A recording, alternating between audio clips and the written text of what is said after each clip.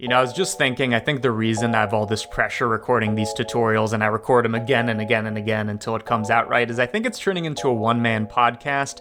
And unlike Curtis, I'm not very good at podcasting. It's hard to like both be like entertaining, funny, and educational. So I'm gonna try my best to like keep balancing those three, but it's a mess. Anyways, what are we talking about? We're doing an abstract scene. For this one, it looks very complicated, but also very stylized. But in reality, it takes something like under 20 minutes to make, especially if I talk really fast. You know, if I go like this. Anyways, I'm going to show you how to make this. I'd say this is beginner friendly. It has some procedural materials. It has some, you know, lighting, graph editor type stuff. And maybe you'll learn you'll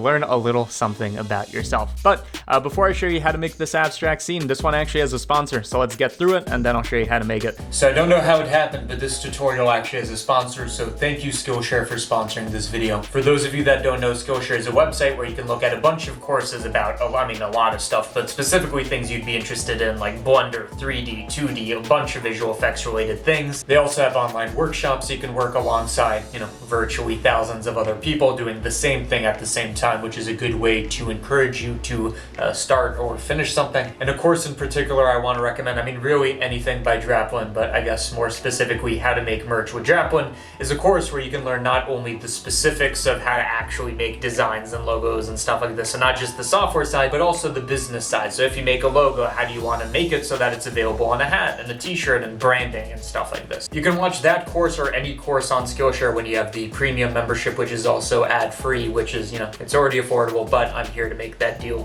better. The first 1,000 people to click my link in the description will get a free trial of the premium membership of Skillshare, and then after that trial is over, it's only roughly $10 a month after that. So again, thank you Skillshare for sponsoring this video, and now some abstract nonsense and a tutorial about it. Okay, and we are back. Hopefully that was enlightening. Anyways, let's start the scene. So we're gonna start fresh.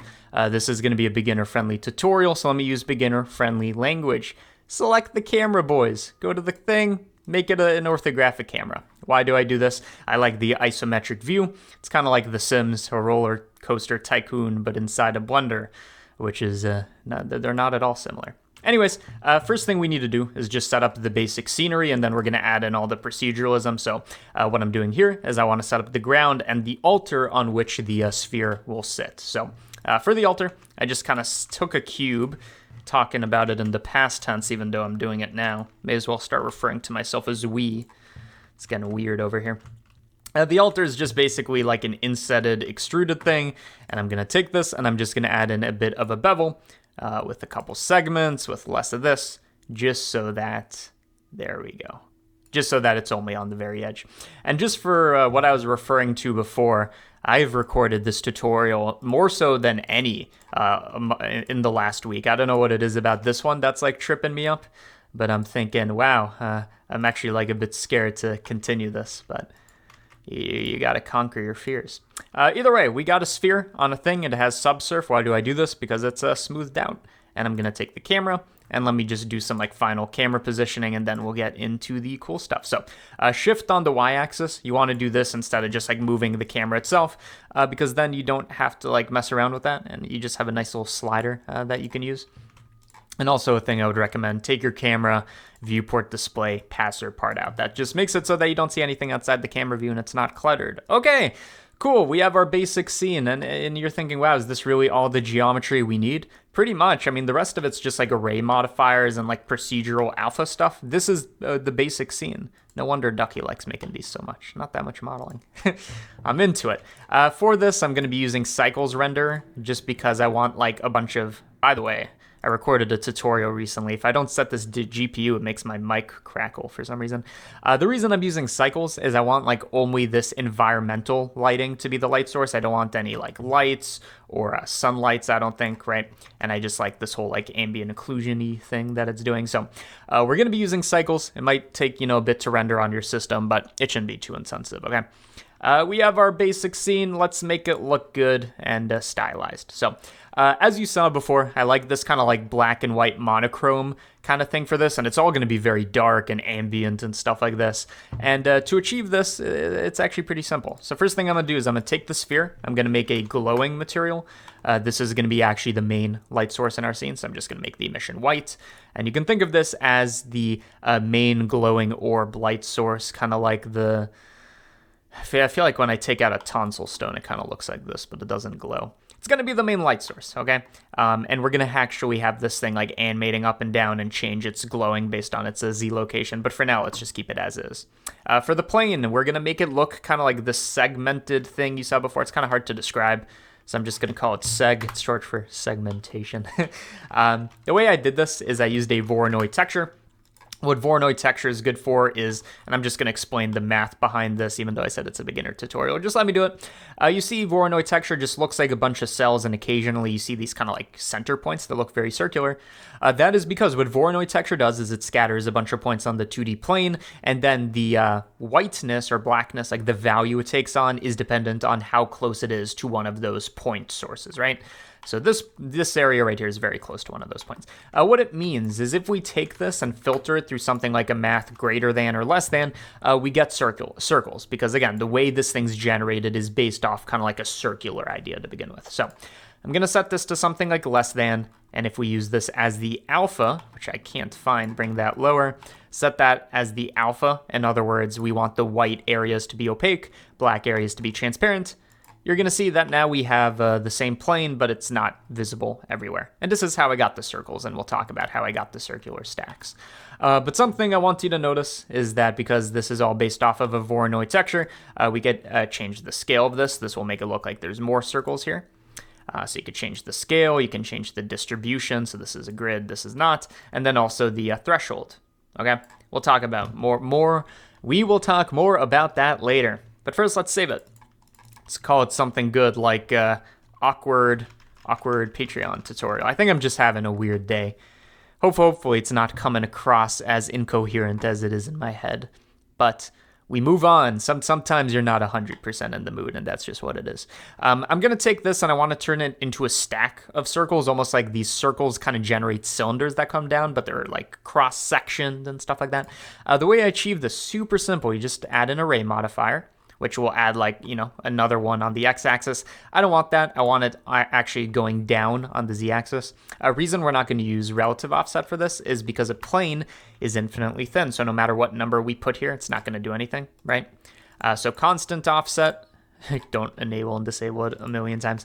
I'm just going to set it so it goes a bit down. So you can see it literally duplicates this and moves it down, and it self-shadows and does the whole thing. I'm going to add a bunch of copies of that. And there's actually a few issues that this is going to raise up. One of those is you can see that even though this thing should have holes in between, and you can see that as we bring this up, at some point it actually turns black. And the reason for this is basically this whole thing is led by transparency passes. And as we stack more and more of them, we need more and more calculation dedicated to the transparency. Otherwise, it's just going to stop and make it black, right? What I mean is you go to light paths, you go to transparency, you bump up this number. We're basically telling cycles, hey, put in a bit more of effort here, and maybe it won't break, okay? Cool thing about this is you're going to notice it's not exactly like cylinders. Like the circles change size as they go downwards. This is because we're actually taking a bunch of cross sections, kind of in a three-dimensional way, of a Voronoi texture, which, by the way, is a volumetric noise. It's not just 2D, it's actually 3D. If we were to make it 2D, then we actually get those cylinders. But 3D is what gives it that cool variation. So we're taking a bunch of cross sections, which means that no matter what we do to this, the scale, the threshold, whatever, it's going to move and apply to all of those things. And it looks very cool. It's a nice way to add in a bit of stuff. Okay, we have that set up. We can control that procedurally. You're going to notice that there's some gaps underneath that before they were taken care of by a low transparency pass, but now we're actually going to need to put a plane underneath, just so that we can't see like all the way through. So if light actually passes through, there's gaps. We're going to come across this plane. Good way to visualize this is I'm just going to make a material that's red. So you can see these are the gaps wherever there's red. For this one, I'm going to make it like a shade of black. We can like go and like change that later. I'm just going to copy that, Control C for later. The alter, I think I'm going to use the same material, and I want that to be a bit rougher so it's not as reflective.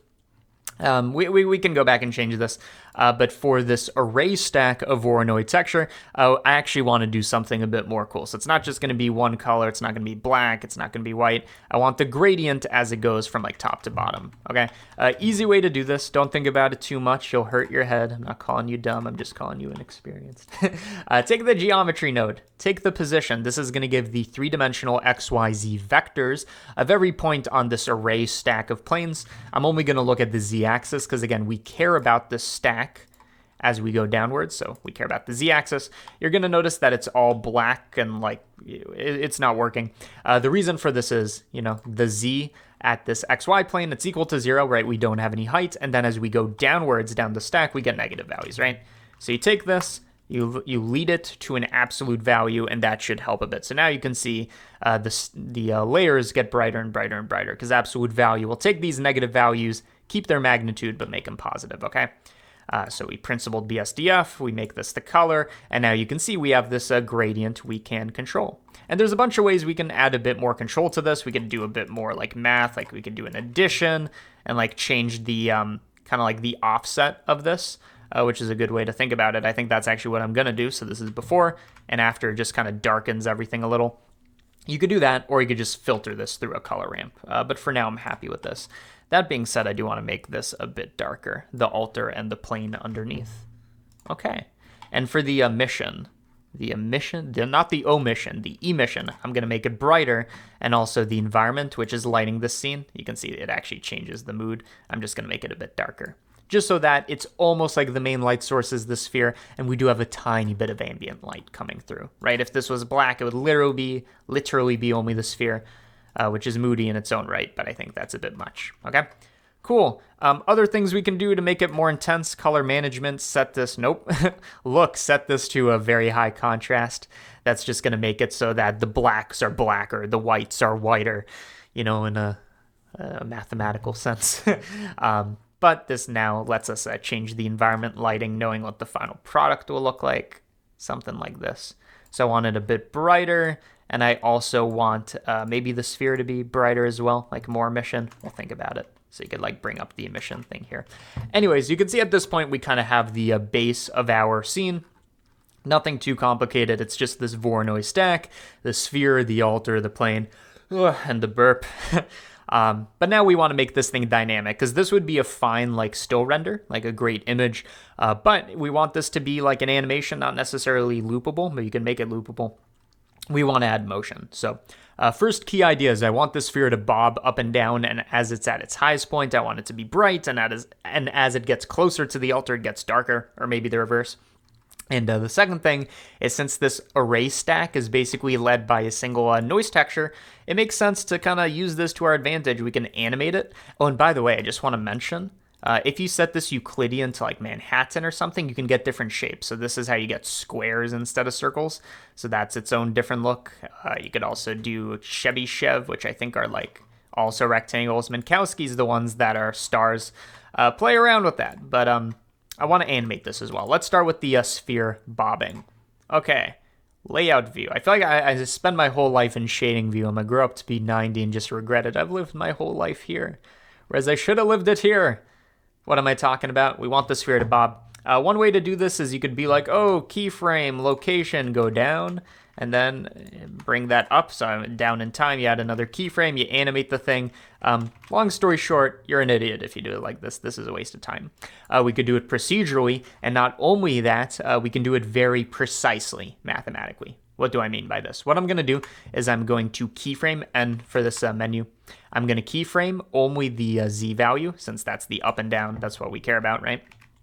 So I'm going to keyframe only the Z-axis, and what that's going to let us do is if we go to the graph editor, there it is, graph editor, you're going to see that now we have a graph. It's a flat line because nothing's changing, but only for our Z location. So whatever is keyframed here, we have access to in the graph editor. If we were to go here and like change its Z and keyframe, you can see it's actually updating on the graph. But we want to do this procedurally. So Just like any other menu, it's N to open that. We're going to go to modifiers, we're going to do a built-in function, and we already have a sine wave. And you can see it's already doing this bobbing. We just need to make it work for us. So one thing is you're going to see it's kind of going way too rapidly. So take your phase multiplier. In other words, how long does it take, right? I'm going to set it to 0.21, so it's kind of an inverse relationship. Smaller numbers are a slower, low frequency wave, so slower bobbing. Second of all, you're going to notice that it's bobbing up and down way too much. So I'm going to bring that down a bit. So this is kind of like the amplitude, the height of the wave, the maximum and minimum. And then third of all, you're going to see that it's below our alter. So to fix that, set that to additive. What that means is it's going to take our original Z location, whatever was on the first keyframe, and then it's going to add the sine wave instead of replacing it with the sine wave, right? So we're contributing, not replacing, okay? Cool. Other thing we could do is if you're seeing it's going to clip a bit into the alter, we could either change the keyframe or we actually have this nice value offset that's just going to add a bit more to this wave. You can see what it's doing in the graph editor. So I'm just going to add a bit more. We just want to look at the lowest point on the cycle, and that will determine how much we should add. There we go. So now we have a bobbing thing. It's loopable in the sense of if you make it so that your first and last frame are the same part of the cycle, it should loop. So right now we're close. It almost looks like it loops if we go there. It's not exact, but it's close. By the way, since this thing is going to be 30 frames per second, you want to make sure you set it to that so you know that it will look like the bobbing's a bit faster. So you can actually account for that. I'm going to make that a bit slower. And there we go. We got the bobbing. And the thing is, this isn't just like a sphere moving. Because this is our main light source, it actually changes what the scene looks like. So as it goes further away, the stacks are going to be less illuminated. As it's closer, they're going to be more illuminated. So it actually serves a function. But additionally, I want to have the brightness of this change as it bobs, just to make it more visually interesting for free, right? Quick way to do this is you know that this emission number is basically how bright this is. So if it's 0, we have basically a dark scene, 1 bright, 2 brighter, etc. So what I want to do is I'm going to add in a value node. This is going to control the emission strength, but we want it to be dependent on this graph editor thing we did. But luckily for us, that's basically the Z value. So it has that keyframe, but it also updates, right, with the sine wave that we added. So right click, copy as new driver, right click, paste driver. Basically what this means is any number this is going to be, it's just going to send that information directly here. And you can see it updates, okay? So right now, if we were to plug this in directly, it will technically change the emission, but really we're just bobbing between like 1.6 and like 1.8 or something near 2. What I wanted to do is to bob the emission strength to bob between 0, as in don't emit, and something like 2. So we need to remap this, right? Easy way to do this. You take the map range, you connect the map range, and you will look strange and deranged as we go with the language. Anyways, map range, what I'm going to do is I'm going to map it from some input interval to some output interval. We already know that the output should go from 0 to 2, let's say. So 0 means at its lowest, it should be 0. It's not going to have any emission. And at its brightest, it's going to be 2. But our input interval is incorrect, right? What we need to do is find the lowest and highest value. Quick way to do that is you look at the bobbing animation. You look for the highest point, which looks like it's about here. So it kind of doesn't get much higher than this. So I'm just going to put a maximum of something a bit more, just add in a bit of padding, like 0.05. So that's as big as it can get. And then, yeah, you can see no matter what value this takes on, it doesn't go above 2.05. And then we'll do the same for the reverse. So we look for the lowest point. It's something like 1.5. We set it here. So no matter what value this takes on, we're saying it's between this and this number, which we're then going to remap. So let's see what that looks like. We need to go to rendered view. So what it's going to look like is at its top, right, when we're getting very close to 2.05, it's going to map to 2. So it's going to be bright. And then as we get down to 1.5, it's going to map to something close to 0. And you can see it gets dim and bright and dim. Just to make it like actually go closer and closer to 0, I'm going to set this to smoother step. This is not only going to let us access kind of like the endpoints of the interval, but it also makes the transition a bit smoother as per the name. And you can see now we're getting like a very nice, like it really changes in emission, right? And if you want it to get even darker, all you have to do is say the minimum is actually have it emit negative a bit, which I think takes light from the scene. Let's see. Yeah, now it's like completely black. You can choose what you want to do with that. But that's how we do the thing. Final thing, let's make these stacks move. How do we do that? Well, we're just going to change it to 4-dimensional noise. So I was lying before when I said we were taking like a bunch of two-dimensional cross-sections of a three-dimensional noise, because in fact, Voronoi texture can be four-dimensional, which basically means it's the same thing as before, but now we get a seed value, which means we can animate this and get different variations automatically, okay? Why is this useful? It's useful because we can pick some like input value. So like I like the way this looks to begin with. Actually, let's just set it to 0 to keep it simple. You can take a value, you can keyframe, go to the end of the animation and set it to a different thing, right? But just like before, I want this to be procedural. I don't want to put in any work, so let's not do that. I'm going to go to look dev mode. Reason I'm doing this is it's not actually going to show our result, but it can show our Voronoi texture very quickly, right? We don't need to go through all of this computation of the cycles, right? So this is just for visualizing. I'm going to look at this Voronoi texture and we want to animate this, but very slowly. So what I'm going to do is I'm going to add in a driver. Quick way to do this is you type in hash frame. This basically says, Blender, hey, wake up, sleepyhead, it's Tuesday. It basically says, take the frame number that we're on. So right now we're on frame 3 and put it here. So when we're on frame 4, copy that, 5, 6, 7, 8, etc. right? However, you're going to see it goes too fast, right? This is like that Pokemon episode that gave people seizures. Can't believe they aired that. It's a bit too fast, so we want to take this and divide it by a big number. The bigger the denominator, the slower it's going to be, because now we're going, instead of 1, 2, 3, 4, we're going 0.01, 0.02, 0.03. And that's just going to make it look a bit more temporally coherent.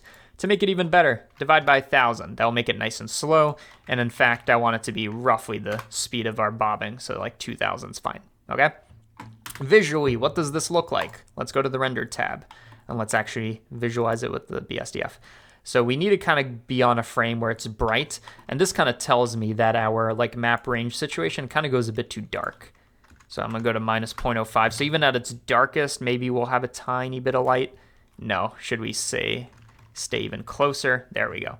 So even at its lowest point, we'll have a tiny bit of light.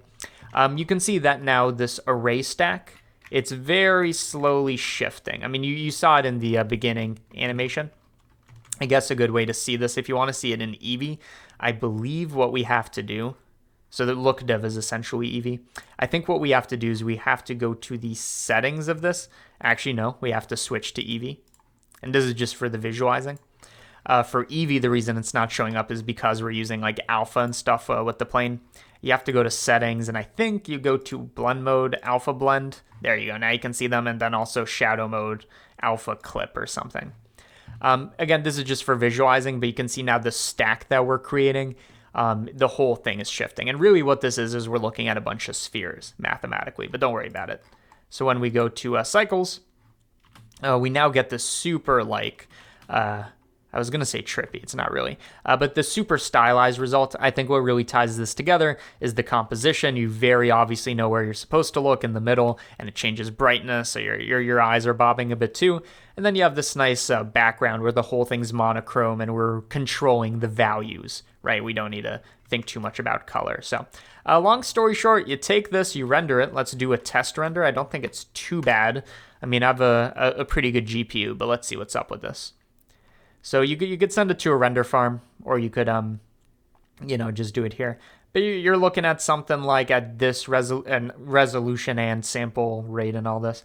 You're looking at something like 30 seconds a frame. Not the worst thing in the world. And of course, you can always dip it or make this like Eevee compatible. But in essence, that's how I made the scene. I mean, I'm sure I made a couple tiny variations to my own version. Like I probably had different like map range values for this, right? Here we're going from 1.35 to 1.75. Of course, it's going to be a bit different, but in essence, it's the same thing. So anyways, hope you learned something in this tutorial. What are you seeing on the right is a list of the times I've complained during this about it just not being natural, maybe. But no, it's a list of patrons. Patrons are people that have joined the CG Matter Default Cube Patreon. Why did they do this? Well, of course, they get access to blend files like this one. Just download this blend. It's going to be there. You don't need to make it yourself, or you can just tweak with it. Any blend I've ever uploaded, you can get access to with just a 1-month subscription. Additionally, Discord access, exclusive tutorials that I do not post to either channel. So those are only for patrons. I post those a couple times a month. Those tend to go a bit more in depth usually. Additionally, early access to tutorials, watch them before anybody else. That's how people comment, before the video even comes out, because I just make it unlisted. But yeah, Patreon's a big part of how I fund these channels. So if you want to be part of that, check it out. Or if you want those benefits, check it out. I feel like I've convinced you at this point, or I haven't, so I'm done. Anyways, hopefully I feel better about, recording tomorrow. But hopefully you learned how to make an abstract thing. And yeah, see you.